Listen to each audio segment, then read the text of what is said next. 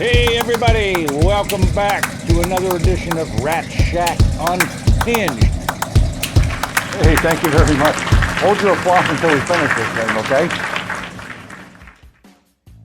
Today on Rat Shack, let's join Rat Shack's body master as he blocks the roof on this beautiful car.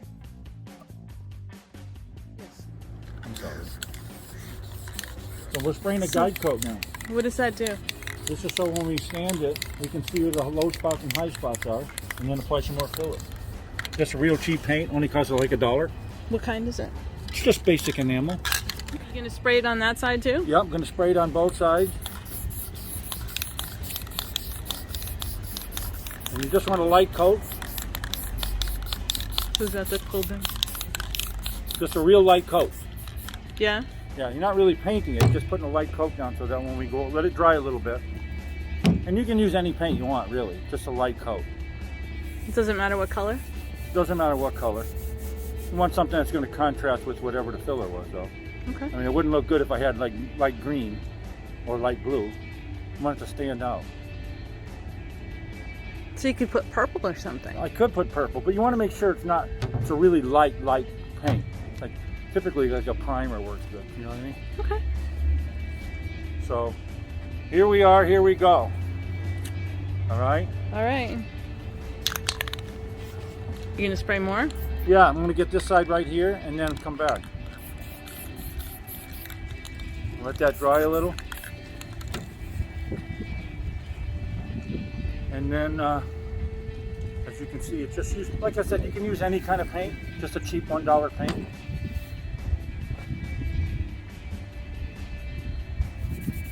And once it tacks off, because it's so windy, it'll tack off pretty quick. You can see it right here? Yeah. And because it's a black car, we're not going to make a show car with it. We're just going to try to get it straight as we can. You know what I'm saying? Mm-hmm.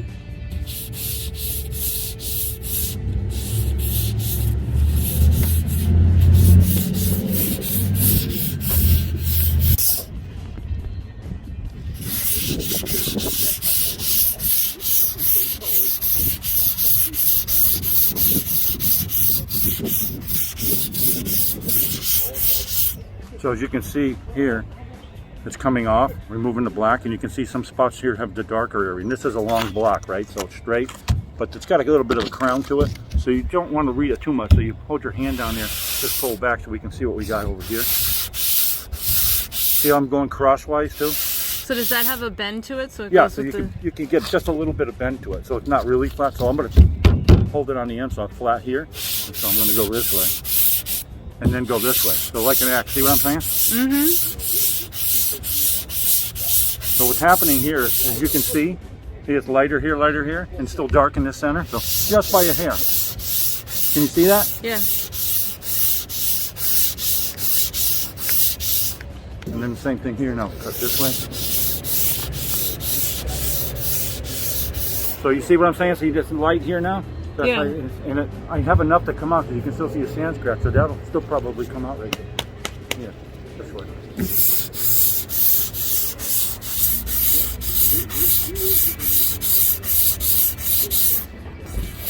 Okay, so you see it? This is here fading, and if you take right there, so this little bit here, see, right? So same thing here. Yeah, so then this fades here and we got back. So as you can see now, it's almost cleaned up here, right on the end. But see how the crown is? So you gotta wear the crown. And the same here. Can you see that? Mm-hmm.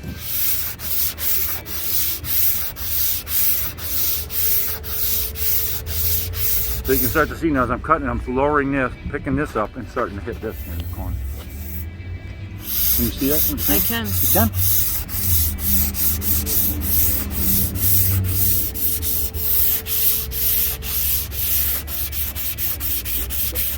You see the marks now?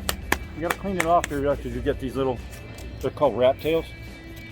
So when your sandpaper gets clogged right over here, you don't clean it, so you get it right here. And if you push it too hard, you can actually gouge it. That would be bad. So you just periodically just clean that in. It's the hardest part.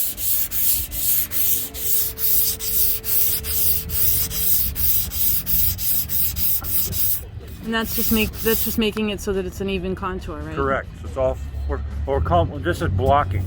So we're blocking it right now to get any little. Then I'll go back and hit it again, and then I'll work this in here. So that basically that side's like just about there, a little bit right there. You got up on the right side of the bed today? I got up on the right side of the bed today. And what's the purpose of the smaller block as opposed to the big block? So the smaller block I can float across areas here, like in between here, where you can look like this is much stiffer. This one here I can do a little bit of flex to it. So if you look here, let's get crown on the roof. See, if you look under here, and then this one doesn't. So I can use this to get here in between, and then use this one to go right across that diagonal. See? Okay. But see, now this is here, so I really want to just highlight that. So, and then pull the pocket up. See? And then this way now. Is that so it doesn't go too far in one? Right. So you're pulling it back, each one, because you don't want to do this. Yeah. Because it'll pull it right down. And this is the paint is really called guide coat. Now they make it in a powder, so you put it on like a foam applicator and just like you're putting on makeup. Yeah. And it's nice because it's already dry, so it comes right out. You don't have to worry about it gumming up your paper. But if you put this on light, it doesn't do bad. It doesn't gum it up too bad.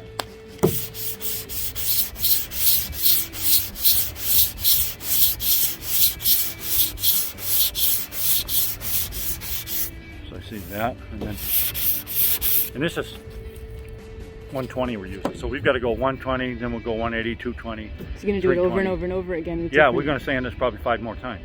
That's a lot of sanding. It's a lot of sanding.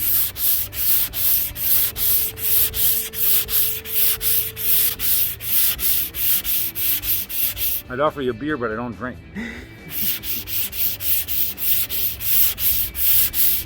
I just want to let you know where you're getting all the white on your jacket. It ain't from me. Well, now it's not. Okay. This Right, was Chris? this was in the shop. Oh. Yeah. Yeah. And what I'm doing now is I'm kneading the hardener to make sure all the liquid is kneaded into it. And then, so the big question is how much is enough? Okay. So you put like a little, that's actually probably a little bit too much for just that little daub I have, right? And that goes by the temperature in the air? Well, right. So really it's actually too cold right now to really do Bondo. So we're going to kick it, and you kick it with extra hardener. So it's going to be more blue, the filler, than it normally would be, because we need it to kick and set. Okay. But you don't want to stir it because you don't want air bubbles in it. Okay. So you can see I'm kind of like folding it over. Mm-hmm. See how much blue it is? Mm-hmm. That's because all the hardener got right on the borderline being too much hardener. But I need it to really kick and set up because we're only just filling just tiny pinhole right now. See how it's... See it? Yep. We got a situation here. We got a situation here. Because you don't want to have it too kicked. And if I leave it with just a little bit on it, it won't harden. The main thing is you want it all mixed good, so that looks really consistent. So You know. don't look at my ass. Watch out for that sharp edge. Yes, I will watch out for that sharp edge. I know how that goes. You go? Yeah. All right, so see all these these gray spots? Mm-hmm. So all I'm doing right now is I'm taking like a really thin coat. And all I'm doing is just going to pull this, just so you want to see through it, see? And let that set. Same thing here. And then come back again. You see how I'm really pushing it down? I'm putting really tiny layers on. So I'm going to come back in about a minute and hit that again before this sets up. Come this way now. So hard. See it? Mm-hmm. And then come back. Now that's the deposit I want to put out because that was so just a tab under there. So when I sand it and all the gray is removed, it's flat. Okay. Do you understand what I'm saying? I understand what you're saying. Because we got a situation here. It's actually a little cold. But Chris and I have painted in sub-zero weather. You painted in sub-zero weather. Wow. We had it so cold, the spray gun was sending out snowflakes. Was it? Because I had a little moisture in the tank, I guess, huh? Paint orange. Yeah. Sub-zero. Yep. Any questions? It's a tedious process, this part, because you're really right there. And if it wasn't a black car, I would be fine. Why is that? Because the black is like a reverse mirror, and every little defect is going to be amplified because it's black. White is the easiest. You could look at that. You can't even see a ding on it. It's terrible. You know what I'm saying? It's like when we did that car, blocking it out. Tough. And what about the colors in between? How bad are those? The colors in the rainbow? Yeah. Chris, what do you think? What do you mean? How about other colors? Are they easy to paint? Have we done any other colors, Chris? Black and... Chris, have we painted any cars, any other colors? Purple. Purple? Purple. And did purple show up all the... No. It's a purple or black? One or the other. What about your green car? Did you paint that? I did. So did Chris, I... how many color cards have we painted? You all of them. So, any other questions, Rat Shack girl?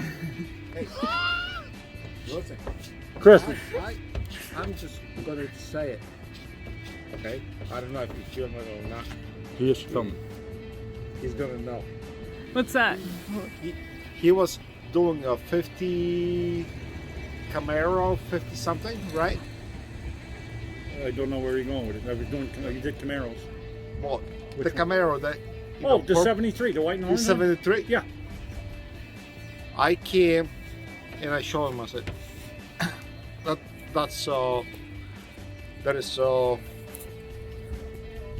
block. He says, no. I said, yes. He was start grinding. And there was this much bondo on it. Oh, wow. Yep. And then he called me after that. He says, are you... I'm sorry, but I'm not gonna say it. I know. He said, you're right. So he had to cut it, the whole quarter up.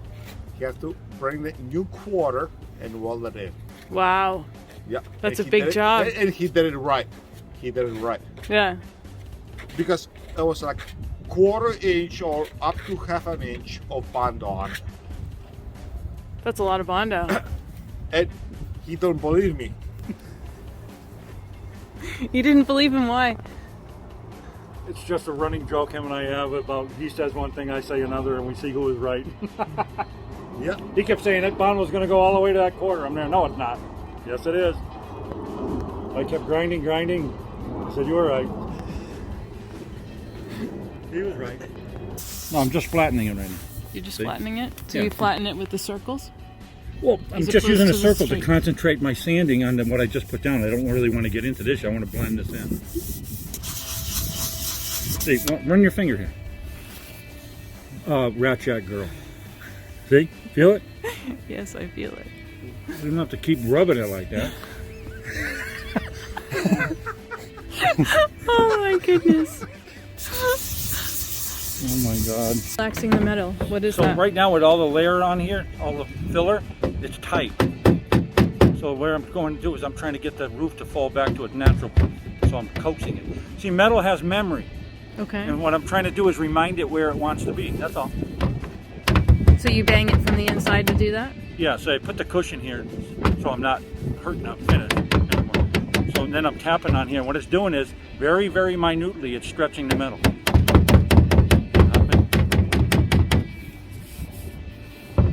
I don't want to hit it a lot because I already got this is all ready to go.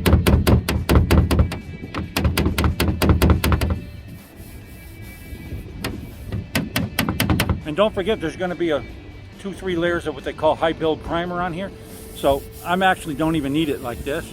because the high build on it, and we're gonna block that down and hit it again. So it's a lot of steps. You know what I'm saying? Chris will tell you. Yeah. Right, Have you Chris? done this before, Chris? I was watching him. We got a situation here, right? Yeah. Roof is the most, how you can say, Pain in the ass. pain, exactly. Because it's go both directions, left and right, back and forth. Yeah. That's the most thing, you know. If that was me, I would just grind it. That's it. So now why are you doing a heavier coat of that now? So I'm outlining the rim, and I'll make 3 coats all the way around it so that you won't see what's called an echo or telegraph later. You could have the best paint job, and if you don't have that feathered in right and let the paint build up, because the paint wants to get sucked into this. So we'll go around it and around it until I know that that's even. I'm going to block it so there's not transferring any, then I can go ahead and primer the whole thing. Otherwise, it's called telegraphing. You see the spot, doesn't matter how smooth it is, because the paint sucks it in at different levels. It's crazy. And thanks for watching another edition of Rat Shack Unhinged. Yeah! Chris likes that. Chris is gonna like it. Well, I'm gonna love it. I'm gonna send it everywhere. Do you understand the premise though? I do. Cool.